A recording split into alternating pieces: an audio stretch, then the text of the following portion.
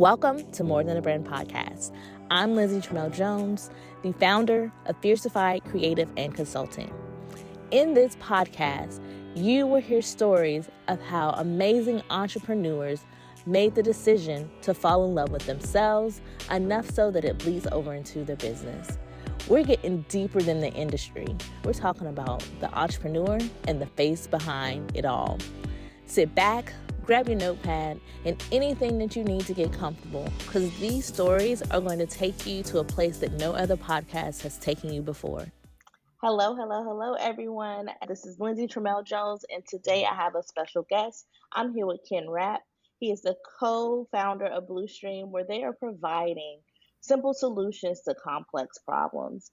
And he is a native of Boston, Massachusetts, and he is in here. He's here to give you some insights on how to build your business. But before we get into all that, Ken, let me know who you are without all the titles. Yeah, I'm a family guy with two boys, and their families I have 3 grandchildren now, and I'm a crazy guitar player. I love playing guitar and have played in rock bands since my kids grew old enough to go off to college. And my wife and I, Karen, were home and decided I hadn't touched my guitars in a long time, and so started a band, and we play around the Boston area. And I'm also a passionate water skier. I love to water ski and have fun on the lakes mostly throughout the summer here in the Boston area. So I've never been to Boston, just curiosity. Are y'all summers hot and humid, or is it more mild? I'm originally from North Carolina. So it's not as hot and humid as North Carolina, as long. We get a few of those days, but it doesn't stay as long. And so if you want to visit, though, the spring or the fall are awesome. You have to like snow and cold and wet to be here in the winter and on the edges, the shoulders of the winter. Or summer. Summer is everything's green and lush, and it's a great time of year to see the city. That's cool. So besides from playing the guitar, being in a rock band, you are the co-founder of Blustream. Can you tell us a little bit about what exactly is Blustream? So that's a great question. And we're all about the post-sale product experience of a customer. Lots of solutions out there, and we all invest in CRM or ways to get to our customer about buying something. We invest in websites, and we invest in e-commerce on our websites, and we even can track a product, if it's a physical good or a box, all the way to the front doorstep of our customer. And then the only time we really connect at that level of emotional commitment with our customer is if they have a problem and call our support line and say, I can't figure out how to really get the most value or make it work. Or worse yet, if they don't call you and they're struggling. And so what Blustream is all about is that post-sale product experience. We call it from the doorstep to the delighted customer. And that process of taking the box inside, unboxing it, and having a product guide, an assistant from our client, our brand and company partners. They provide an automated assistant through what we call product experience journeys that will help nurture that customer, that end customer, through the onboarding process, 30 days, 60 days, 90 days, until they're just emotionally connected and they become your best customers. So in summary, we're really in the business of helping brands create more best customers from that doorstep to delight. I like that. So I've talked about a lot especially talking about customer journeys, that it's easier to keep clients or customers or repeat clients than to go out and get new ones. I can't remember where the stat was from, but I saw something that said it was 3 times more. The cost is 3 times more to get new customers versus keeping the old ones. What kind of tools or services that you've all provided Blustream to help them turn their customers into loyal? I call them fans. Loyal, the people that'll stand up for you. They'll sell the product for you. Yeah, fanatics about your Yes. products. Yeah, so we use texting dialogues, and we have a platform that allows you to very quickly set up what we call journeys by entering your product and enter your company name. And it'll automatically look at our current customers that are dialogues that are going on now and what the best cadence of communication is. Like, when do you send the welcome message versus how many days later do you send some educational links back to your website? Most of our customers actually have all the content they need, but after the first sale, you don't have a connection to your customer. You can't nurture them by saying, hey, we have a piece of education here. Here's a little short video on why that smoothie would be, be good to help you if you're going to exercise more or if you're on a diet or whatever you're doing. So we find that text messaging is the best way to do that. We also have connections to WhatsApp for Europe, and we have connections for other, like, almost instant messaging that you can use to run our platform. But predominantly it's using texting. And if I can, I'll keep going. There's a story of one of our customers told me was when she had her business and she had somewhere in the 50 to 100 customers at that moment in her business.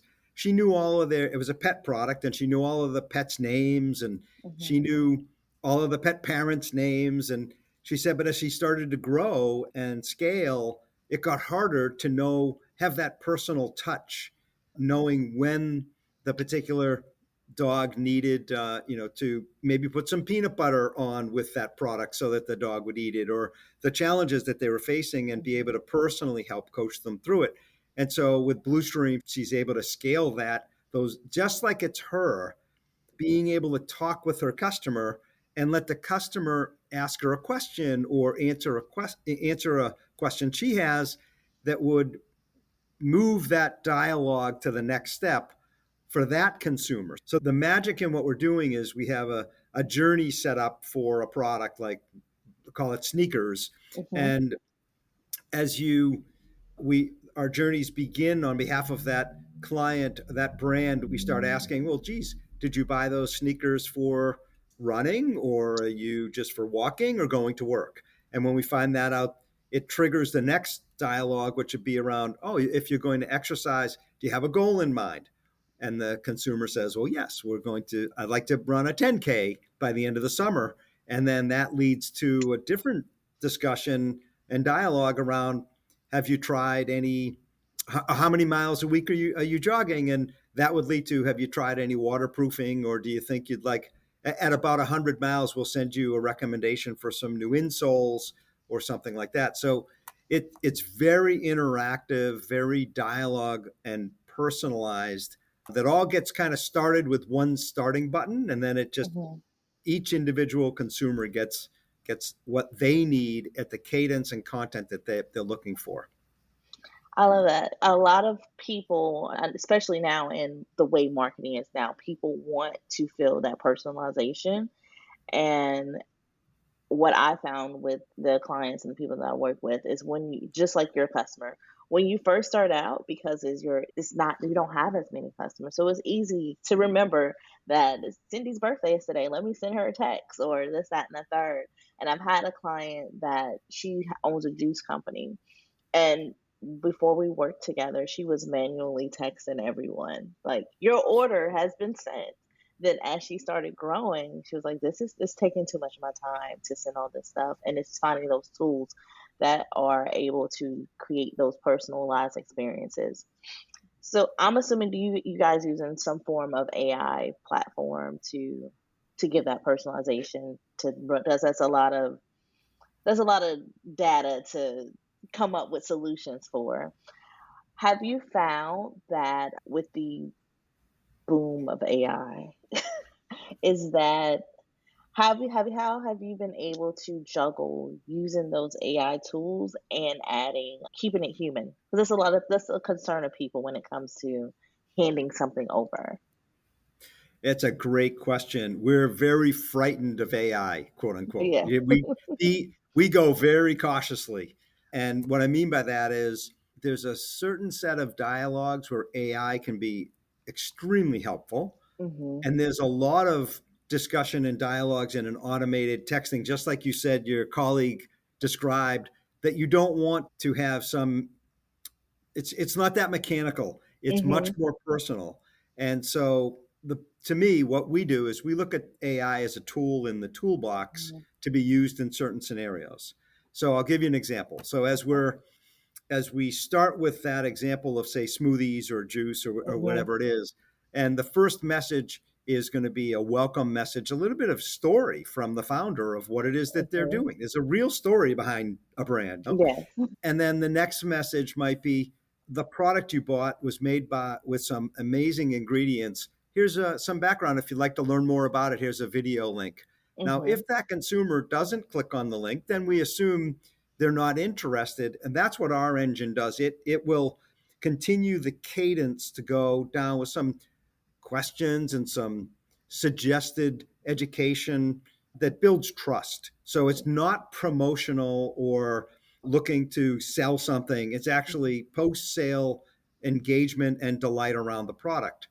Now, Mm-hmm. there may come a time when that consumer is asked, how often are you drinking those smoothies or using Mm-hmm. the smoothies? And now, if we get back an answer that is confusing, like we didn't expect it, it was some, well, I was going to do this and then I was going to do that and then I was going to go on and do that. And I have a couple Mm-hmm. friends who are doing this and doing that. And I'm not really sure what to do, which is a completely unexpected answer. There's where natural language processing is excellent. You can have the natural language processing decipher what the answer was to the question. And then rather than just sending back, the a Generic. response to that, to determine maybe they need to speak with a live person.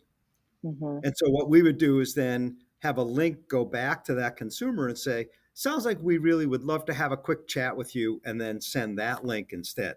So that's a way to complement using some of the current AI technologies out Mm-hmm. there under the hood, but with the bumpers up, I call it, Yeah. so that you can't go into the gutter and know when to bring in a live person. Another good use of AI is to monitor some of the data going on. So at Bluestream, we have what I call a flywheel of usage data about a Mm-hmm. variety of products. Our customers, their consumers, willingly tell us how many miles they're jogging or how often they're Mm-hmm. using smoothies because they want help with, maybe I could use some protein powder, or maybe I Mm-hmm. should eat the smoothie before a run or after a run. All those kinds of things are happening. And that kind of zero party data becomes incredibly useful to take some high powered technologies, including AI and Mm-hmm. machine learning and algorithms, and then look for trends where, in general, at a macro level, most people are answering this type of question on the seventh day in the morning, and you'll get the most conversion rate if you do that. So we're Mm-hmm. using the technology under the hood to help our customer, our brand customer, get more effective communication as they go forward. So there's sort of the two sides of the equation I described. One was natural language processing, Mm-hmm. directly conversing with the end consumer. The other one is for our purposes to be monitoring some of the data that's growing every day with millions and millions of interactions in our data warehouse, and then to have AI and machine learning and technologies help us improve our brand customers' engagement with their customer. I like that. AI has been a hot topic for, especially lately. Bluestream is providing all these services to help keep customers. How did you get into? Because customer journey, as we know, it's a journey. You got to go from they don't know you to take my money to I'm a fan. How did you decide, or you and your other co-founder decide to focus on the end part of the journey?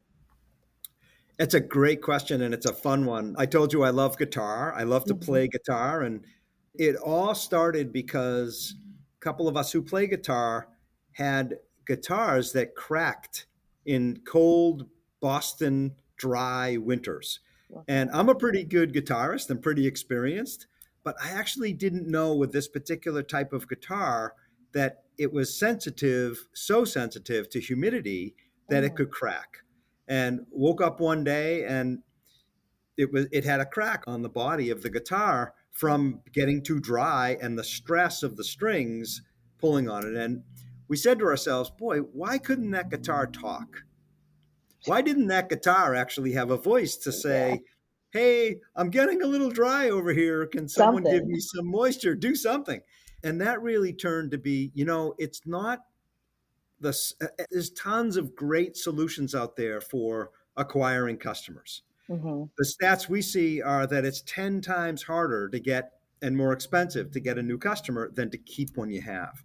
Yeah. And we said, boy, we really would love to engage with those brands, with that brand in particular, after we bought the guitar, not before. We got plenty of information about what to do to buy that guitar. And so that was the genesis of Blustream, was to find all products out there once they're purchased is another opportunity for brands to engage their customer. Yeah. And so that's really where it all came. And really, we think about it with the product as in the center of the bullseye, not the consumer or the buyer. It's the product journey, and the Hmm. consumer or the owner's journey is around it. So it's the owner product ownership experience is what we do. Everything at Bluestream aimed at helping all of us as consumers, and we all buy things, have amazing experiences. But the product is in the center of our world, with the customer around the product. And I that like really that. is a different mentality. It's a different system. If we Hmm. could have used some of the technologies we had to acquire customers to do this job, we would have. Yeah. But we couldn't, because the dialogues have to change and evolve, like you said, and I was describing the discussion of where if you're going to text someone and kind of be their friend, it can't be a static campaign. It has to become, more of a discussion and a learning back and forth from each other. And that's really what we built. Yes, I like that. I really appreciate it. I think especially small business owners, because we don't have either the revenue or we're too worried about getting them in the door, that we forget that the keeping the current ones and keeping the fans, one, it'll have them return, but they also bring their friends and they will sell the product for you. So how long? When was Bluestream founded? So we refounded the company and pivoted 3.5 years ago. So before the pivot, what were you all doing? Was you doing the whole experience or So just? we were doing no, we were doing actually sensors for that guitar, Well, because it was like the sensor became the voice of the product, telling us about humidity and temperature. And then we said, boy, being successful at that was great, but we want to make this available without having to buy a sensor. Just yeah, you can just with our technology, you're invited to join the smoothie club or the yeah, juice VIP club or the guitar concierge club without having to buy anything. As a consumer, this is just an ongoing dialogue that gets started on text messaging. So we removed a barrier to a much larger world of consumers for Bluestream. that's good. That's cool, and especially because it came from something that you enjoy doing, is so it's all tied together, and I really appreciate that. So as a guitar player, did you start when you was a child? I did. I was in my teens, 18, 13. okay. So let's say 13-year-old Ken. I know I said 10, but let's say 13-year-old Ken on his guitar. Is he proud of you now, or where you are now? I would think so, because it's well beyond. I've had the opportunity to be part of so many amazing people's lives Yeah. and be a positive influence on the world through those discussions and those initiatives and projects. I've been involved in the life sciences arena, where I helped bring innovative new solutions to problems in life sciences. And now I'm working with a marvelous group of people and customers on helping to connect them to their customer so they have a tighter, trusted relationship after the sale, which is Hmm. only going to make those companies stronger by understanding how their products are being used in the wild, as well as help their consumers love them. I mean, it's cool when you think about your best customers. And so we just want to help businesses get more best customers and have that emotional connection. So I think so. And I play in a rock band, so I'm still out there jamming. So Yeah. that's also good. You live into your kid's dream. I had And to then put it on some. hold for a while I went out and started, all my career and learning about business and all Mhm. that. But I'm back to it now as a side gig, and it's super fun. You gave us a lot of information. We know Bluestream is helping us businesses keep and to have more best customers. I promise I'll edit that out. But helping more businesses have more best customers. Where can people find you at? Great. If I could, I'll make one more comment about the business, which is we didn't really talk much about the results of best customers. We see a 30 to 40% increase in those customers coming back, repeat customers. And one of the things you mentioned earlier is that most businesses don't get a second purchase, for a second or third purchase from 70% of their customers. So it's in the consumer products world, some of the stats we've seen are, less than 30% buy a second, third, fourth time. And so that's number one, is we help drive retention and revenue. And number two, you made another comment that I think is really, really great. We drive referrals and reviews. And we've all experienced where we get a product and we're asked to give a review. We may not have even unboxed the product yet. It's still sitting on our kitchen table waiting for the weekend. And so we're sitting there with being asked for a review or maybe get a coupon to buy something else. We haven't even experienced the product. So we see amazing net promoter scores drive up NPS, and we see great reviews. And our job, our team is passionate about trying to help you get 6-star reviews. And I know you can't get 6, but if your customer loves you, then they really want to give you 6 stars, not only 5. So that's the result. The way to find us. So the way to find Bluestream is we'll provide you with some links to our website for the podcast. It's Bluestream without an E, BLU stream, and it's bluestream.io. You can get to me at ken@bluestream.io, and I'm delighted to help any entrepreneurs, solopreneurs, new business leaders who have a dream. I've been through a few experiences myself, and just delighted to help your audience if that's useful to them. Good. Thank you. You answered. I was about to ask what size businesses do you recommend reaching out, but you answered that right there. So you guys heard Ken. If you are a new business, a solopreneur, you're growing. If you want to focus on that customer retention, that loyalty, building referrals, reach out to Bluestream. As much as if you guys been listening for a while, if you've been following me on socials, I'm always telling you it's cheaper to keep her. It's Big time. to keep her. Thank you for listening, Ken. Thank you for joining me. And we'll see you next time on the next episode of More Than a Brand. Hey, I hope you enjoyed this episode as much as I did. Remember, hit that subscribe button so you can stay up to date with the new upcoming episodes. And if you want to, find us on social media at fierceified.agency on Instagram, or find us on Facebook at Fierceified Creative and Consultant.